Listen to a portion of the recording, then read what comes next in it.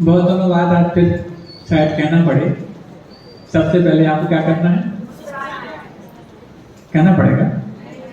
चलो तो फिर, वैसे आज ये कहने की आवश्यकता होगी नहीं, लेकिन फिर भी कई प्रश्न आपके मन में उठ रहे होंगे। आप लोगों ने आज जो भी उत्सव मनाया, ये आप लोगों के लिए था, लेकिन हम यदि अपने लिए 1-2 घंटे निकाल लिए तो आपके मन में प्रश्न पैदा हो गए कि यदि आपके लिए था तो आपको तो खुली छूट थी, और जब हमारे लिए यदि था तो हमें भी तो कुछ छूट मिलनी चाहिए ना। अब 2-3 घंटे यदि हमने सुबह सुबह वहाँ अपने आप के लिए दे दिए तो मन में प्रश्न, गिले, शिकवे, शिकायत, ये सब कुछ होनी ही नहीं चाहिए, नहीं होनी चाहिए ना। तो फिर दोबारा बोलो, क्या करना है फिर? हाँ, तो बस ठीक है। अब सुनो, जिन विषयों पर पिछले दिनों से अपन चर्चा करते आ रहे हैं, एक बात हमने कई बार कही कि गुरुदेव जिस विचार को अपने जहन में अंजाम देते हैं, उसका तहलका, उसकी तरंगें पूरे विश्व में तरंगायित हो जाया करती हैं। गुरुदेव ने जब ये विचार अपने उस छोटे से कक्ष में ऊर्जावान बनाए होंगे, वो तो इतने ऊर्जावान थे कि उन विचारों की चर्चा जब हम यहाँ करते हैं, उन विचारों की चर्चा जब हम यहाँ करते हैं, बच्चे को संभाल लो, कई लोगों का ध्यान भटक रहा है उसमें। तो विचारों की चर्चा में हम यहाँ करते हैं, तो चर्चा करने मात्र से पूरे विश्व में, तो क्या पूरे मध्य लोक में भी ये सब तरंगें व्याप्त हो पाए, छोटी बात नहीं, बड़ी बात नहीं, अनोखी बात है।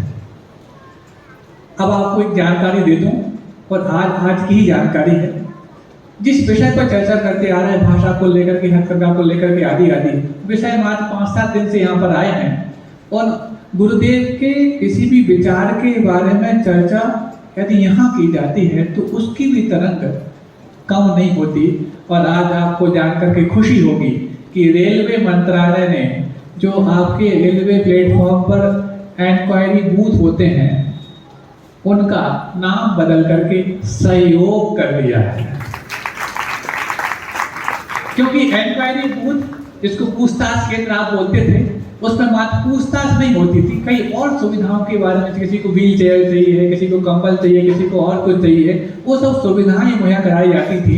लेकिन हमें तो लगता है कि गुरुदेव में किसी भी विचार के बारे में यदि आप चर्चा करो तो उस विचार को भी चर्चा का रूप देने मात्र से ऊर्जा इतनी ऊर्जान्वित हो जाती है कि उसकी मनन रेलवे मंत्रालय तक पहुंच गई।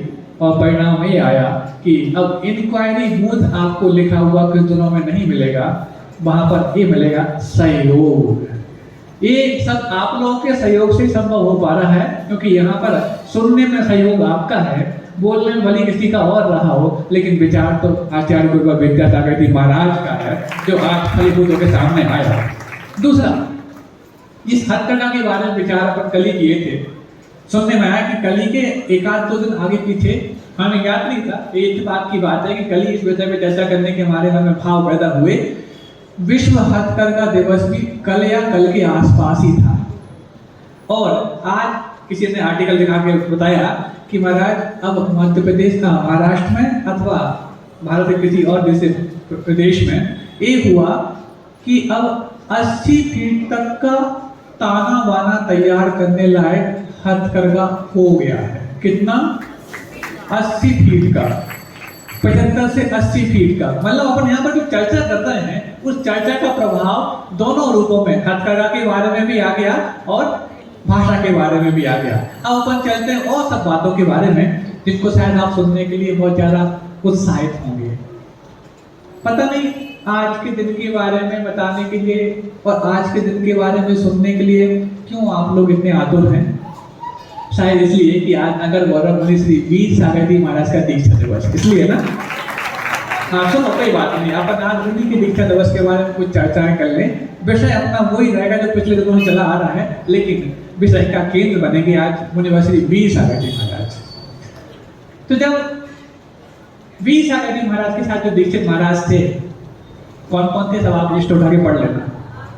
तो वो जब दीक्षित होने के पहले, क्योंकि आपको ज्ञात होगा कि सारे ब्रह्मचारी उस समय टोपी मंडल माना जाता था ना, टोपी लगाते थे, कुर्ता, नीचे धोती, कांच लगाने वाली, वो भी साइड में दुपट्टा, ये सब उनका ड्रेस कोड था। और दिन भर में 2-3 ड्रेस उनकी हुआ करती थी। जब मंच पे जाना है, स्वाध्याय में जाना है तो ये ड्रेस हुआ करती थी। उसके बाद सब शाम को भैया व्यक्ति इत्यादि में आना है तो ऊपर से हाफ कुर्ती और नीचे दुपट्टा वो हुआ करता था। उसके पहले सुबह आहार और भोजन की ड्रेस आप जानते हैं कैसी होती थी। ऐसे 3 प्रकार की ड्रेस हुआ करती थी। तो उस समय गुरुदेव से जब बात कही क्या चाहिए, कम से कम जब आप दीक्षा दे देना उसके पहले कम से कम वस्त्रों का बोझ तो कम करा दो। अब 3 प्रकार की ड्रेस, घर में भी कोई 3 प्रकार की ड्रेस पहने तो मुश्किल पड़ जाए धोने की, वो भी ऐसे बरसात के मौसम में, तो भगवान जाने। और उसके पहले जब हम लोग मतलब 20 आ गए महाराज, तो 20 आ गए महाराज 2004 में दीक्षित हुए तिलवारा घाट में। उसके पहले चातुर्मास हुआ था अमरकंटक। और अमरकंटक में चातुर्मास में आप तो माहौल समझते हैं, बारिश रुकती कम है, होती ज्यादा है। उस बीच में वहां कपड़े सुखाने की बात है तो कपड़े सुखाए नहीं जाते, वहां तले जाते हैं कपड़े। काय में बड़े बड़े कढ़ाओं में, पानी में और तेल में नहीं, ऐसी कढ़ाई होते हैं, वो गर्म हो जाते हैं, उसमें कपड़ों को डालो, सुखाओ, तब जाके कपड़े सूखते हैं। वो सूखने के बाद आपने पहन लिए तो ठीक है, थोड़ी देर के लिए आपने ऐसी टांग दिए तो फिर पुनः मॉइस्चर लग जाता, फिर गीले हो जाते हैं। ऐसे तो वहां के हालात हो, ऐसे में यदि आपके पास 3 ड्रेसों को धोना और सुखाने की मशक्कत करनी हो तो फिर सोचो कितना बड़ा बोझ होगा। वो भी ऐसे पढ़े लिखे होनहार 20 आजादी के ग्रुप के ब्रह्मचारी भाइयों के पास, तो जो उनके पास पढ़ा लिखा होने का मतलब सिर्फ इतना नहीं होता कि उनको कुछ ज्ञान के क्षेत्र में उपलब्धियां हासिल हो जाती हैं, बल्कि कई बार इस पढ़ाई लिखाई के दरमियान कुछ सुकुमारता भी आग खेल लेती है। सुकुमारता समझते हो? हाँ, सुविधा संपन्न लोग। तो ऐसे में सुविधा संपन्न लोगों के लिए इतना सारा काम यदि करने को मिल जाए तो कहां तक संभव है। तो गुरुदेव से कहा कि कम से कम कपड़ों का बोझ कम करा दो।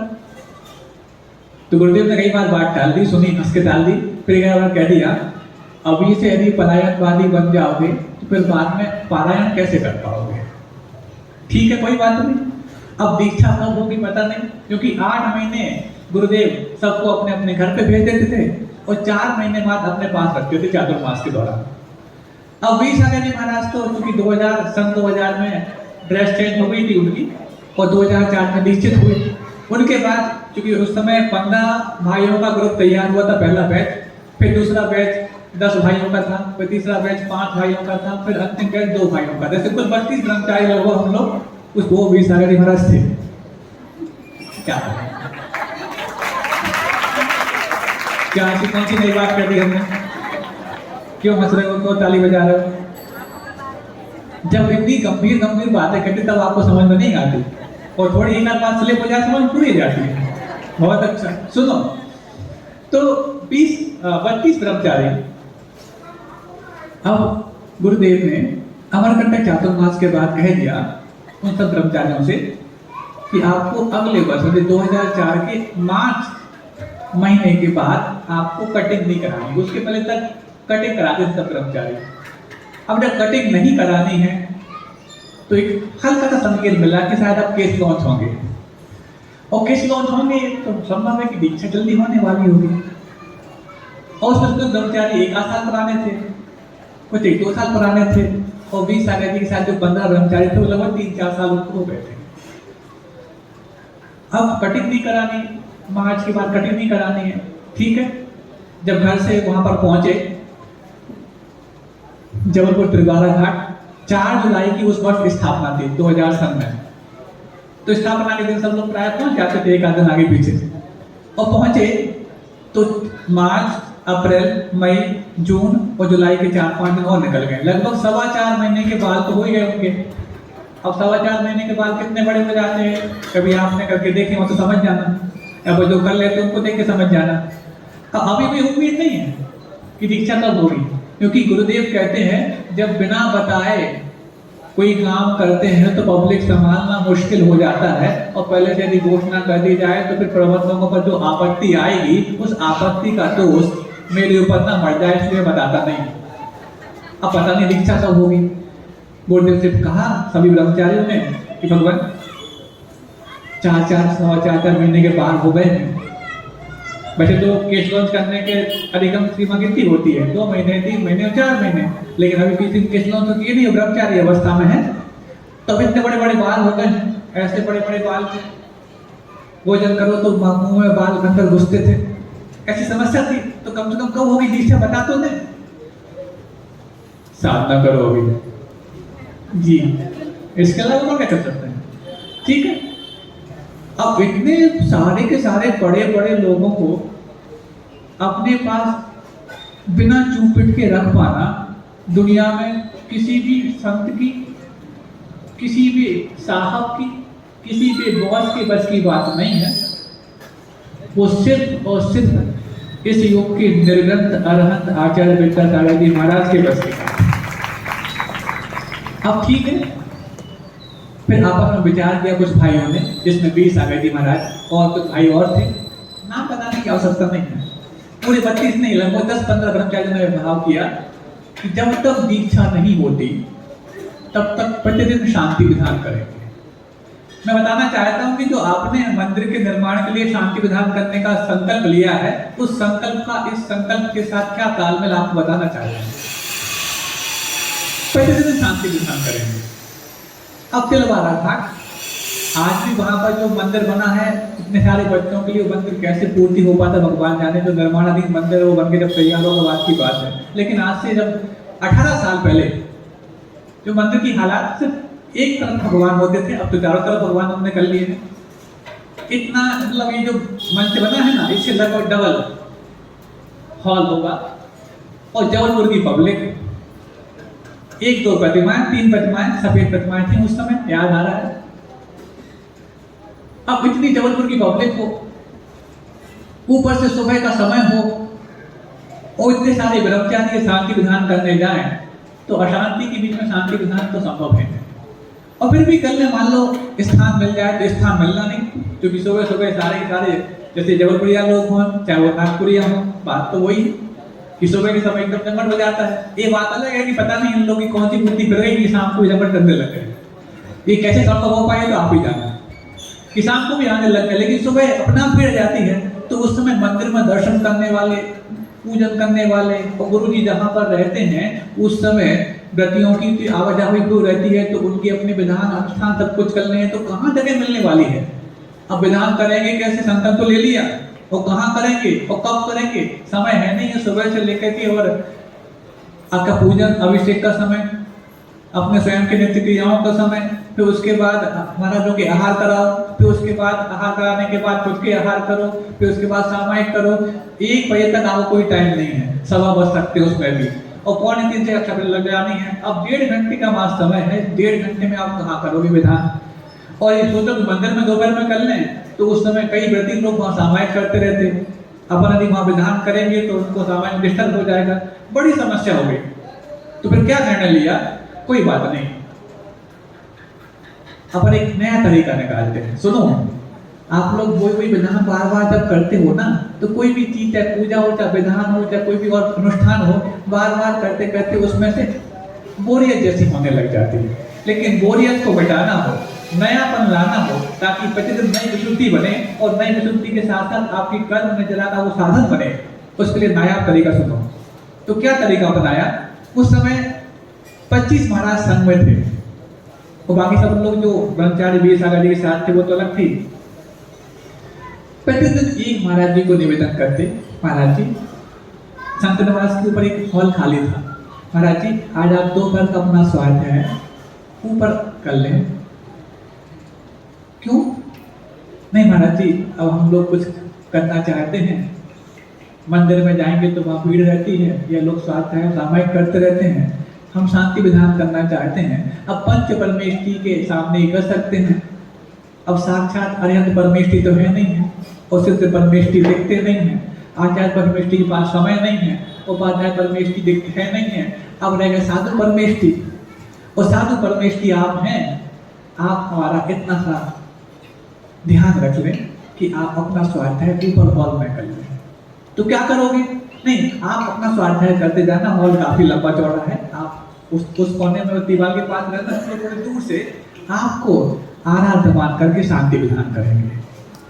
तो महाराज लोग भी इतने दया दृष्टि वाले, हम जैसे मतलब वीर सागर जी महाराज के जो कर्मचारी लोग थे उनकी बात को स्वीकार करके ठीक है, क्योंकि उन लोगों की दया नहीं होती। परम पूज्य निर्यापक समय सागर जी महाराज, परम पूज्य निर्यापक योग सागर जी महाराज, और उसके बाद प्रसाद सागर जी, संभव सागर जी और 25 जो महाराज थे, सभी किसी ने नहीं कहा कि नहीं हम नहीं बैठ पाएंगे, हमें डिस्टर्ब हो जाएगा, नहीं, सभी महाराज प्रतिदिन एक आज समय सागर जी महाराज, कल योग सागर जी महाराज, फिर प्रसाद सागर जी, संभव सागर, ऐसे करते करते सभी महाराज आते थे। अब देखो प्रतिदिन नए नए महाराज आ रहे हैं, ठीक है ना, ये नयापन हो गया। शांति विधान रोज करना है। अब शांति विधान करने के लिए सुबह से पानी लेकर आ जाते थे मंदिर से, और दोपहर में द्रव्य तैयार की, और द्रव्य तैयार करने का तरीका डिफरेंट।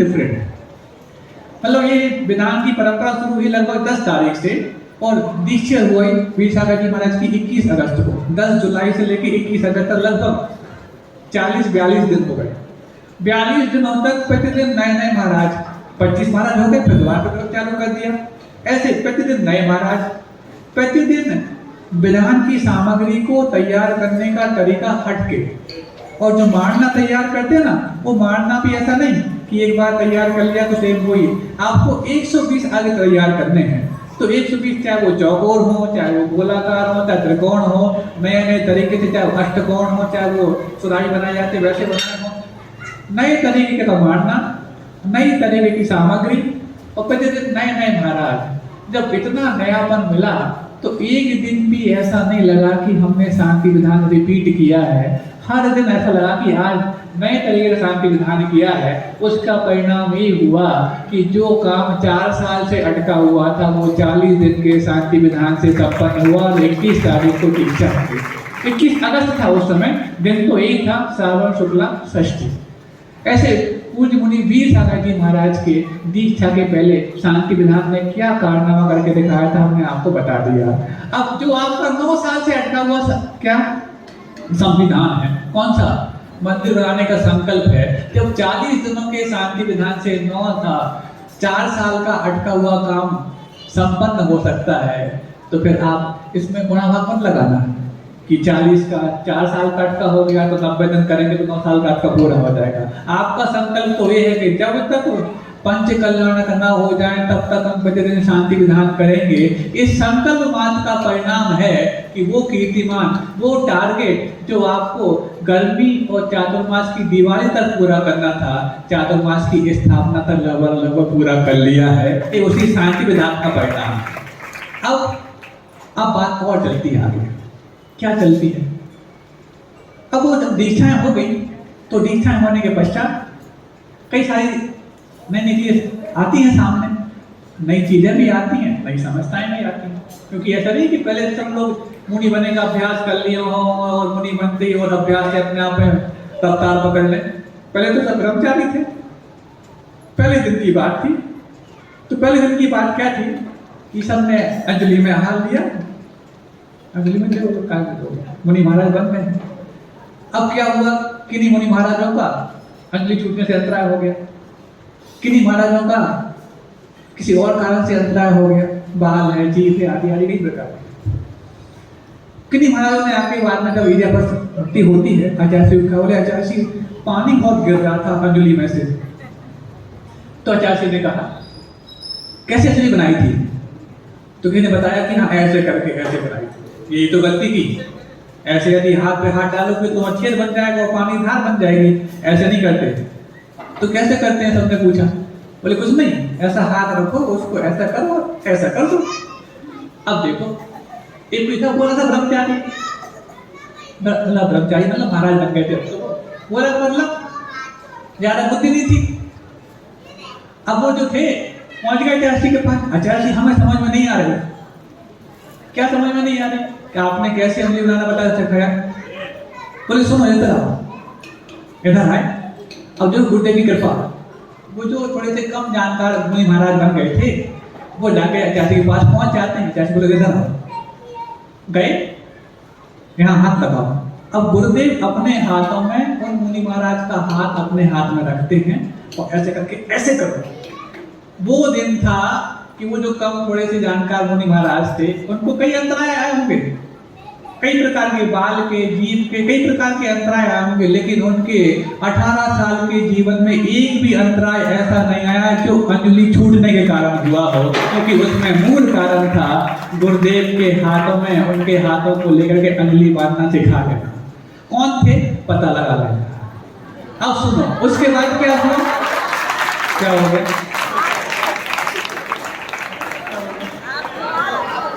सुनो। और उसके बाद क्या हुआ, बहुत सारी बातें चलती रहती हैं। अब चूंकि आज आपको वीर सागर जी महाराज के साथ जो दीक्षित महाराज हैं अथवा उनकी जो दीक्षा हुई उसके बारे में सुनने का मन ज्यादा कर रहा है, तो उसी को बात करते हैं।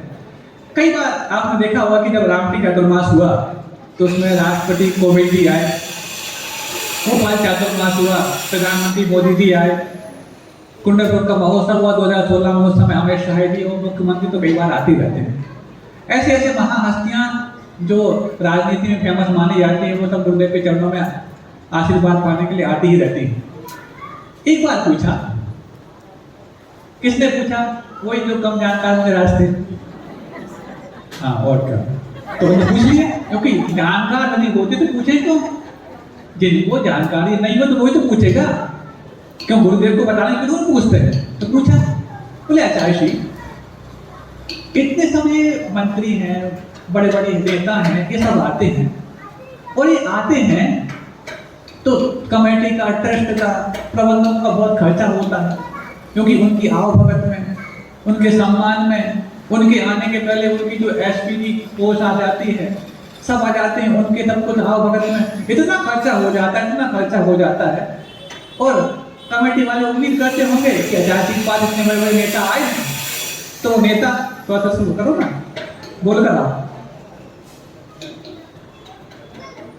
बोले आजादी के पास इतने बड़े नेता आते हैं तो कुछ ना कुछ करके जाएंगे, लेकिन एक भी नेता को आप संकेत भी नहीं करते।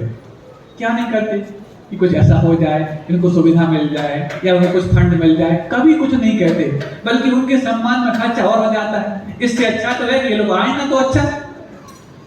यहाँ बेचारे दानदाता पाई पाई इकट्ठा करके और दान करते हैं, उसके बाद नेता लोग आए उनके सम्मान में अपन फालतू खर्च करवा देते हैं। ऐसे देखो, कम जानकार लोग ऐसे प्रश्न कर सकते हैं, उनको छूट रहती है ऐसे प्रश्न करने की। जो जानकार होते हैं, ज्ञानी होते हैं, वो प्रश्न वो करेंगे, इसलिए उन्होंने कर लिया। तो गुरुदेव ने कहा देखो, अपने को किसी से कुछ नहीं मांगना, नहीं मांगना तो कम से कम इनको बुलाना आना जाना बंद हो जाए ताकि टेंशन खत्म। आप तो इतने गरीब होते हैं कि आप वो आ भी जाए तो आप उनकी तरफ ज्यादा देखते भी नहीं है। एक बार घटना सुना दो, छत्तीसगढ़ के मुख्यमंत्री आए, कहां पर, चंदगिरी में, उनके बेटे की नई नई शादी हुई थी, वो आशीर्वाद लेने आए थे। और डोंगरगढ़ में उस समय चूंकि दूसरा जो संप्रदाय का एक है मंदिर, वहां के दर्शन करने भी वो आते थे। वो पता लगा कि गुरुदेव आए हुए हैं तो दर्शन करने से पहले यहाँ पर आ गए। अब उनको सुनो, उनका हेलीकॉप्टर जो आना था 5 बजे आना था, नहीं 4:30 बजे आना था, और आते आते आ रहा है, अब आ रहा है, अब आ रहा है, ऐसे करते करते और पता लगा कि गुरुदेव 5 बजे परिक्रमण करने बैठ जाते हैं और आपको 4:30 से 5 का भी समय मिल पाएगा, और इस बीच में नहीं है तो फिर मुश्किल है, या तो फिर आप फिर 6 बजे के बाद आओ, भक्ति के बाद। तो नहीं, 6 बजे के बाद तो फिर वापस वहां जाएंगे और फिर रात को हेलीकॉप्टर उठ नहीं पाता है तो वापस लौटना पड़ेगा। तो बोले 4:30 से 5 के बीच में। उन्होंने बहुत जल्दी की, लेकिन आते आते उनको 5 कम 5 हो गए। अब गुरुदेव को बताया कि हेलीपैड पे हेलीकॉप्टर उतर गया है और बस 5 मिनट में आ ही जाएंगे। गुरुदेव ने कहा नहीं, मेरे पास सिर्फ 5 मिनट का समय है, आ जाए तो ठीक है, तो कोई बात नहीं। लेकिन आप देखो, 5 जैसी घड़ी में बजे और उनकी गाड़ियों की आवाज भी आने लगी।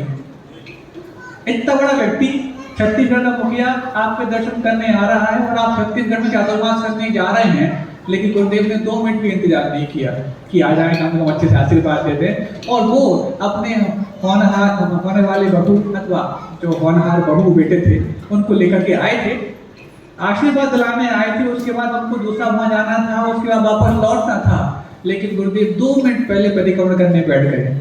अब वो चारों को चारों, पति पत्नी वो बेटे बहू खड़े हैं, श्रीफल हाथ में लिए हुए, इंतजार कर रहे हैं कब उठेंगे, बार बार घड़ी देख रहे हैं, बार बार घड़ी देख रहे हैं। आचार्य से जरा सी भी चिंता नहीं की, अपने परिक्रमण को और आराम से कर रहे हैं, और आराम से कर। इतना बड़ा व्यक्ति आशीर्वाद पाने आया है, 2 मिनट थोड़ा लेट हो जाते क्या दिक्कत हो जाती, लेकिन नहीं, खड़े हैं तो खड़े हैं और उसके बाद जैसे 5:30 बजे प्रतिक्रमण पूरा हुआ और गुरुदेव के पास वो सब चरणों में पहुंचे, हतप्रभ रह गए कि मैं जहाँ पहुँचता हूँ लोग मेरा पहले से इंतजार करते हैं, चाहे महात्मा हो, चाहे संत हो, चाहे कोई भी हो। यहाँ पर मैं आधा घंटे से खड़ा हूँ, कोई तवज्जो नहीं दी जा रही, सब कुछ है। उनके चरणों में गदगद होकर के और लोटपोट हो जाते हैं और कहते हैं मैं सिर्फ इतने से लिए आया था कि हमारे बेटे बहू गृहस्थ आश्रम में प्रवेश किए हैं, आपका आशीर्वाद मिल जाए। इतनी सी बात सुनी, आचार्य ने हल्की सी मुस्कान देकर के आशीर्वाद दिया और भक्ति के लिए आगे बढ़ दिए। अब आप सोचो, इतना निरीह संत जिनके चरणों में मुख्यमंत्री खड़ा हुआ है आधा घंटे से, उसको मात्र 1.5 मिनट भी नहीं दिया और अपने दूसरे कार्यक्रम में चले गए। ऐसे निरीह संत के चरणों में नेता आकर के नतमस्तक होकर के अपने आप को सौभाग्यशाली मानते हैं। तब तो राष्ट्रपति कोविंद जी ने कहा था कि पूरा देश और पूरे देश की सारी समाजें भगवान आपके चरणों में आकर के जीवन के सूत्र पूछते हैं।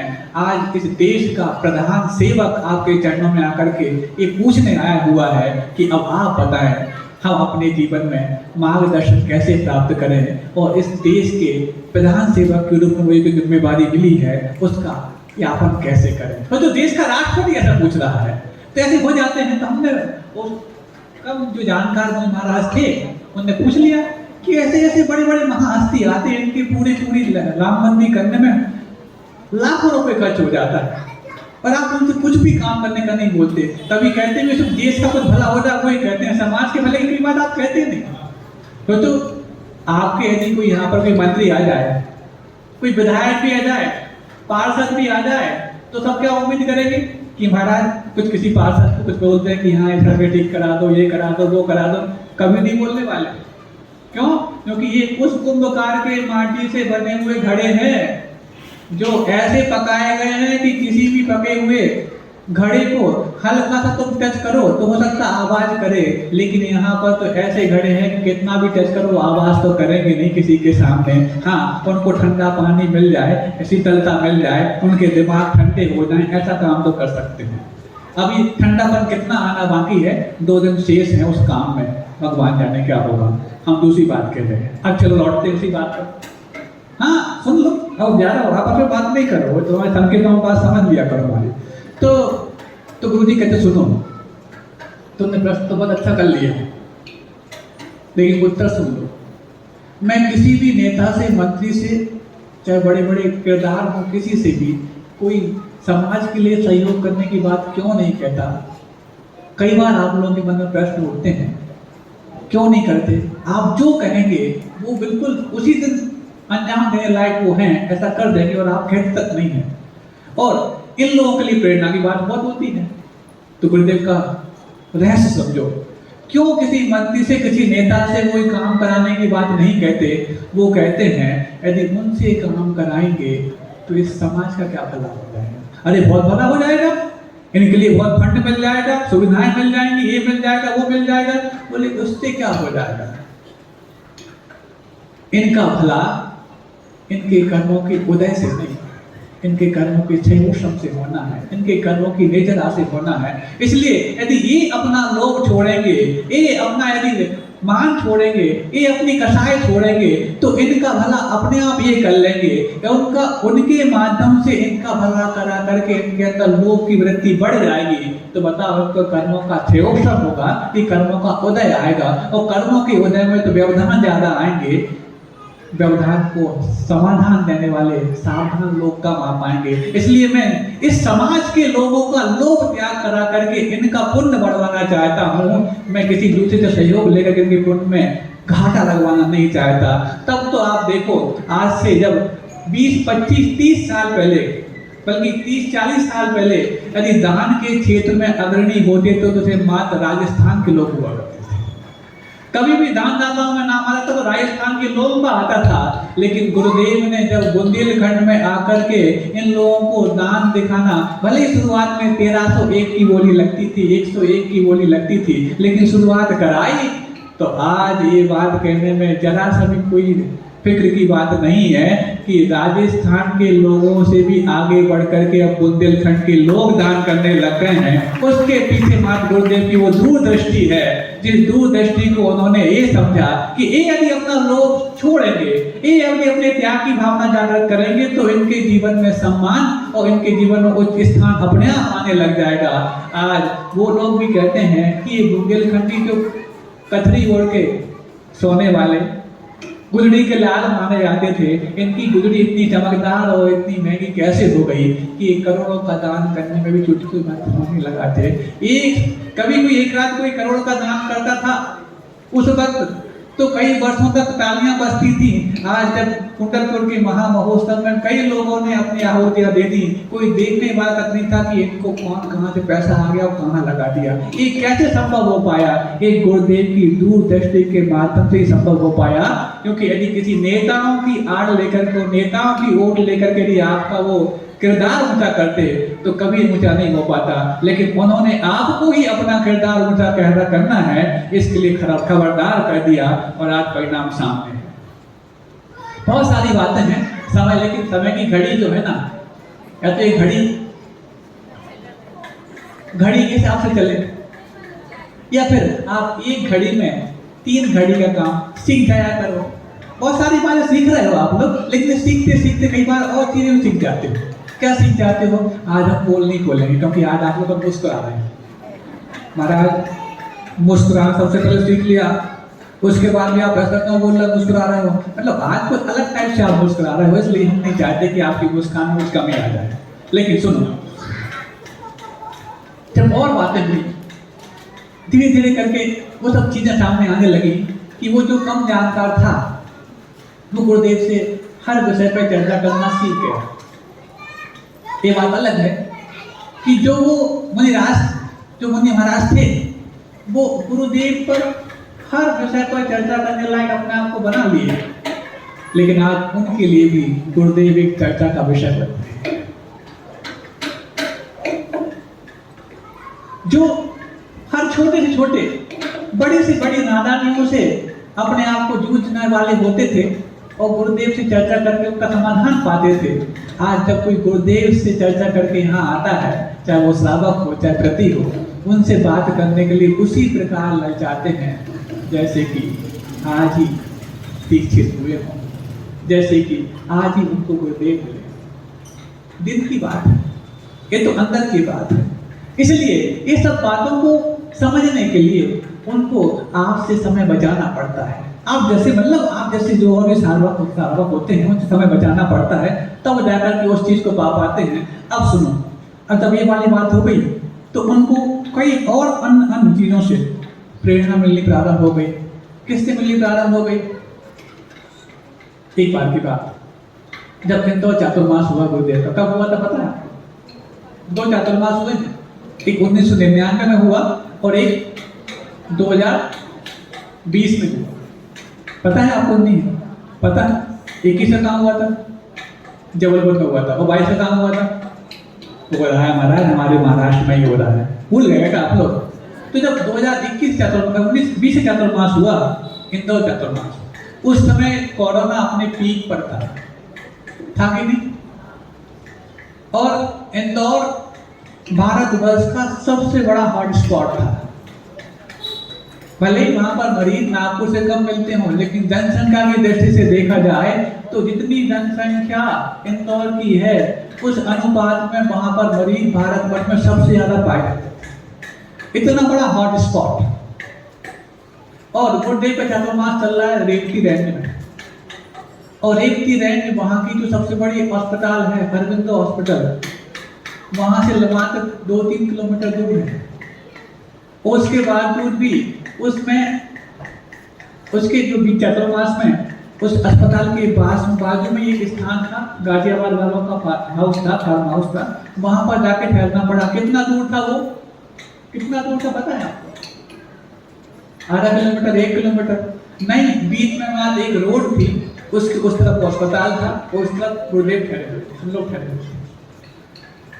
अब आपको ये ज्ञान होना चाहिए कि भारतवर्ष का सबसे बड़ा हॉटस्पॉट जहां पर सबसे पहले कोरोना के मरीज मध्य प्रदेश में पाए गए। सबसे पहले मध्य प्रदेश में कहीं पे कोरोना के मरीज पाए गए तो कहां? इंदौर में पाए गए।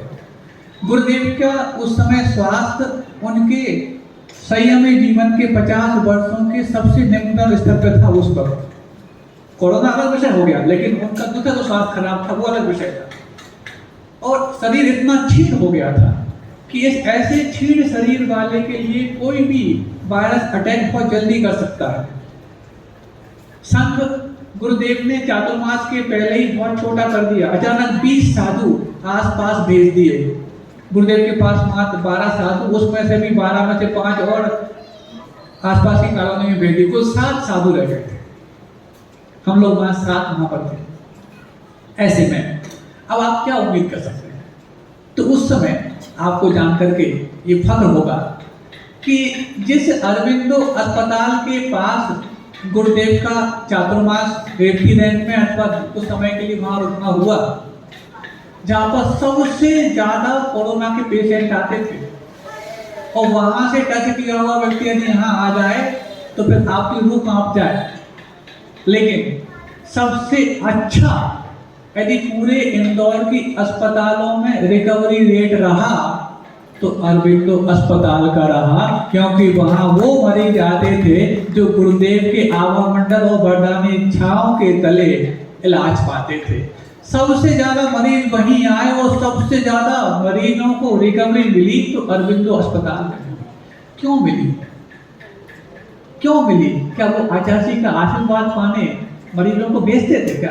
नहीं भेजते थे। अरे जिनके हृदय से और जिनके पूरे आत्मा के प्रदेशों से प्राणी मात्र के कल्याण की भावना निश्चित होती रहती है, भले वो स्वयं अस्वस्थ हो, लेकिन अस्वस्थ अवस्था में भी जिनके प्राणी मात्र के कल्याण के भाव दिन और रात चलते रहते हैं, वो एक ऐसा जबरदस्त और बेहतरीन आभा मंडल तैयार कर देते हैं कि उस आभा मंडल में जो व्यक्ति भी आता है अपने आप स्वस्थ होके जाता है।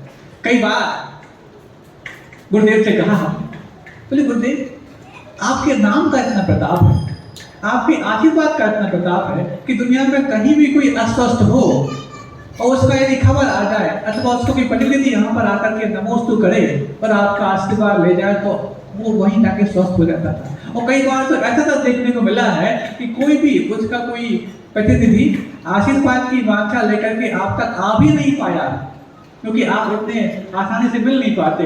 मात्र आपका नमोस्तु वहां पहुंच गया और वो भी नहीं पहुंच पाया, और किसी ने कहा कि जल्दी आचार्य से आशीर्वाद लो, उसको फोन लगाया और फोन पे झूठा भी बोल दे कि हाँ आचार्य ने आशीर्वाद दे दिया है, तो आपके नाम का पता वैसा होता था कि आप तक नहीं भी पहुंच पाया व्यक्ति, लेकिन आपका नाम लेके उसने आशीर्वाद वहां भिजवा भी दिया हो, तो व्यक्ति काल के काल से बाहर निकल करके और हमेशा के लिए मालो माल हो गया था। ऐसे आपके नाम का प्रताप है, लेकिन कैसे हम सब लोग पुण्यहीन हैं। आपके शिष्य, आपके भक्त, आपके जो कुछ भी आपके आशीर्वाद को पाने वाले सारे वो लोग जो अपने भगवान को स्वस्थ करने के लिए दिन रात भावना कर रहे हैं कि हमारे गुरुदेव हमारे आचार्य स्वस्थ हो जाए। उस समय की बात बता रहा हूँ मैं, तो चातुर्मास की सभी लोग एक ही भावना भा रहे हैं, लाखों भक्त आपकी एक ही भावना भा रहे हैं, सैकड़ों हजारों शिष्य आपकी एक ही भावना कर रहे हैं कि हम अपने भगवान को जल्द से जल्द स्वस्थ कर लें। कहाँ तो आपके नाम का प्रताप कि आपका नाम मात्र पाकर के हजारों लोग प्रतिदिन स्वस्थ हो रहे हैं, और यहाँ पर हजारों लाखों लोग मिलकर के आपके स्वस्थ करने की भावना पा रहे हैं, और कैसे पुण्यहीन है कि आपको शीघ्र स्वस्थ नहीं कर पा रहे हैं। तो गुरुदेव कई बार तो इस बात को सुन करके नजरअंदाज कर देते। एक बार जो उन्होंने जवाब दिया, वो जवाब का उत्तर और जवाब का अर्थ आज तक समझ में नहीं आया कि उन्होंने क्या जवाब दिया। बोले पूर्वाचार्यों का अलग ही महत्व हुआ करता है, उनका अलग ही रहस्य हुआ करता है। इस बात को उन्होंने जब कहा तो हम सब सुनकर के हतप्रभ रहे कि इसमें क्या रहस्य है, क्या कहना चाहते हैं। ये रहस्य हुई पंक्ति हम आपको सोचने के लिए दे रहे हैं। यदि आपको लगता है कि इसका अर्थ आप समझ पाए तो बता देना, नहीं तो कभी हमें समझ लगे तो हम समझाने का प्रयास करेंगे कि इसमें क्या रहस्य है। आज जल्दी क्यों बताएं, क्योंकि आज तो आप कुछ और सुनने आए हैं। तो ऐसी कई सारी बातें होती थी उस समय। तो एक बार तो ऐसी बात हुई, बोले गुरुदेव कम से कम आपने इतना तो किया कि चातुर्मास के पहले ही 20 साधुओं को, किसी को खाते गांव, किसी को अकौदिया, किसी को और आसपास भेज दिया। मात्र 12 साधु बचे थे और आपका स्वास्थ्य इतना ज़्यादा गिर गया था। कम से कम 5 साधु जो आपने और ही इंदौर की कॉलोनी में भेजे हैं, उनको तो नहीं भेजते। वो तो सिर्फ आपके लिए ही यहाँ पर हैं और आपकी सेवा करने में अपने आप को सौभाग्यशाली मानते हैं। आपने उस सौभाग्य से उनको वंचित कर दिया। क्या सोचते होंगे वो, और क्या बाहर के साधु जो आपकी चिंता कर रहे हैं, वो उनके मन में हो रहा हो कि ऐसा क्या हो गया कि 5 साधु को और निकालना मतलब बाहर भेजना पड़ा। तो उस समय बात बोले शांत रहो। ठीक है, अब हो गए शांत, क्योंकि शांति के अलावा उनको वो कर सकते हैं। लेकिन अगले दिन सुबह गुरु जी बोलते, बोले सुनो, कल तो आप पूछ रहे थे ना, मैंने कहा कि 5 साधु और थे। मैंने कहा बोले आपने कभी वो स्प्रिंकलर देखा? हाँ। उन्होंने बोला वो फव्वारे वाली खेती देखी? हमने कहा हाँ स्प्रिंकलर वाले। बोले हाँ, उसमें क्या होता है, एक जगह पानी नहीं दिया जाता है, फव्वारे तो चारों तरफ घूमता रहता है, वो पूरा पूरा पानी मिल जाए तो अच्छी खेती हो जाती है। तो हमने ऐसा ही किया है। पूरे इंदौर चातुर्मास में 2-3 महीने जैसे निकल गए, कोरोना में निकल गए, किसी को दर्शन भी नहीं हो पाए, आहार दान तो बहुत दूर की बात है, बड़ी आवृत्ति तो बहुत दूर की बात है, कुछ भी नहीं बन पाया। तो कम से कम कुछ मिल जाए, ऐसे फव्वारे वाली खेती करने कर दी। बहुत अच्छा उत्तर दिया, लेकिन तुरंत प्रश्न कर दिया उन्हीं कम जानकार वाले निराश ने। क्या कर दिया? बोले ऐसी यदि स्प्रिंकलर तो ठीक है, मूल पाइप में यदि पानी कम बचे और फिर उस पर स्प्रिंकलर लगाया जाए तो कहाँ तक खेती हो पाएगी? तो बोले सुनो, हमारी खेती अलग टाइप की है, तो मूल पाइप और स्प्रिंकलर रखे रहो अपने पास, हमने तो खेती करती और परिणाम सामने अपने आप आ जाएगा। ऐसे गुरुदेव अपने लिए भी निर्णय में इतने बड़े से बड़े डिसीजन, कितनी भी गिरी हुई हालत में ले लें, लेकिन उनके सारे डिसीजन कामयाब होते हैं और सफलता के क्षेत्र में परचम लहराने वाले होते हैं। ऐसे गुरुदेव के शिष्य मुनिवर्षी 20 अवधि होने वाले और उनके साथ दीक्षित होने वाले आज अपने आप को सौभाग्यशाली मान रहे होंगे कि उनके साथ दीक्षित होने, और आपको फक्र होगा कि यदि आपका नगर गौरव नहीं होता तो उनके साथ इतने सारे भाइयों को दीक्षा नहीं मिल पाती। ये आपके नगर गौरव का ही एक पुण्य है, क्योंकि मूल नायक तो वही थे। क्योंकि यदि उनका पुण्य नहीं होता, वो प्रथम दीक्षित नहीं होते, तो उनके साथ बाकी और पीछे दीक्षित कैसे हो पाते? तो उस बैच में यदि किसी भी व्यक्ति के लिए दीक्षा पाने का अधिकार प्राप्त हुआ है तो उसको गुरुदेव का आशीर्वाद और उनकी महान कृपा तो है ही, लेकिन उसमें यदि पुण्य किसी का है तो मुनिवर्षी 20 अवधि महाराज का है, जो आपके नगर गौरव है। अहिंसा परमो धर्म की बोधि समाधि परिणाम शुद्धि स्वात्मोपलब्धि शिव शौक सिद्धि चिंतामणिं चिंतित वस्तुदाने त्वां वंदमानस्य ममास्तु।